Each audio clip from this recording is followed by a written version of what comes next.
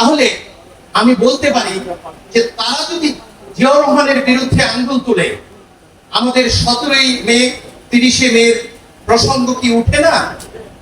2009 সালে যখন এই কর্তৃত্ববাদী দামি 18 রাতের ভোট করা এবং 14 প্রতিদ্বন্দ্বিতাবিহীন নির্বাচনের সরকার দেশ থেকে মূল্যবোধ নির্বাচনে দিয়েছে, তারা বিডিআর ইউনিটি হয়নি 2009-এ, ওই সময় সরকারে কে ছিল? তাহলে ওই 10 ট্রাক মামলা যদি কোনো সরকারের সময় থাকে, আমি শেষ করে দিচ্ছি, সরকারের সময় থাকে, তাহলে এই অভিযোগ যদি সরকারের কর্তা ব্যক্তি এবং সরকারের বিরুদ্ধে দেওয়া হয়, 2009-এ বিডিআর এর এই মর্মান্তিক ঘটনার দায় কে নিতে হবে? ওই সরকারকে নিতে হবে। কেউ কি বলেছি? যুক্তিতে আসেন। যে অন্যায় করবে সঠিক বিচারের মাধ্যমে সেই কাজটি করবেন। আর জিয়াউর রহমান রিট করার বিচারপতিদের যেই ক্ষমতা কেড়ে নিয়েছিল বাকশাল, সেটা আবার কায়েম করেছে, পুনর্বহাল করেছে।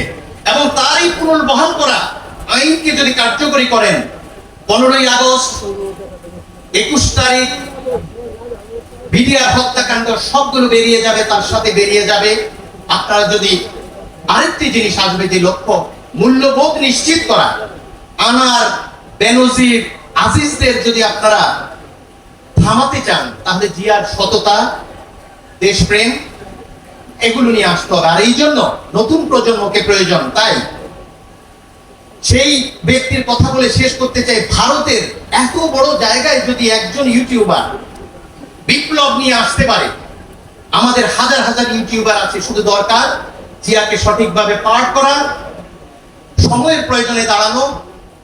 জিয়া এখন নেই, বেগম খালেদা জিয়া অন্যায়ভাবে কারাগারে রোগের সাথে জীবন মৃত্যুর সঙ্গে সংগ্রাম করছে। আছে তারুণ্যের অহংকার তারেক রহমান, তিনি এখন ত্রাণকর্তা যে জিয়া ছিল সেই দায়িত্ব পালন করতে হবে। আর এই দায়িত্ব পালন করবার জন্য তিনি যেমন দল মত নির্বিশেষে সবাইকে এক করেছেন, আপনারা প্রমাণ দিয়েছেন সমস্ত বিভাগীয় এবং ঢাকার মহাসমাবেশে, অহিংস আন্দোলনে। এইবার দেশের প্রয়োজনে যদি আপনাদের গণতন্ত্র উদ্ধার করতে হয়, যারা প্রাণ দিয়েছে 50-60 জনে আমি দেখেছি অহিংস আন্দোলন, কিছুই করেনি। যারা কারাবরণ করেছে 20 থেকে 25,000, কিসের তাদের এটা ফৌজদারি অপরাধ? তাহলে ওমর সাহেবের কি হলো? উনি একদিন পরেই এমপি হয়ে গেলেন। এইসব থেকে যদি দেশকে বাঁচাতে চান, জিয়ার আদর্শ জীবিত হন এবং জীবিত জিয়ার নির্দেশে যত দূর যেতে হয় যাবেন। কারণ হয় গণতন্ত্র পুনরুদ্ধার হবে এবং মূল্যবোধ, না হয় বিশ্বাসী যদি হন, পরকালে স্বর্গ লাভ করবেন। সবাইকে ধন্যবাদ।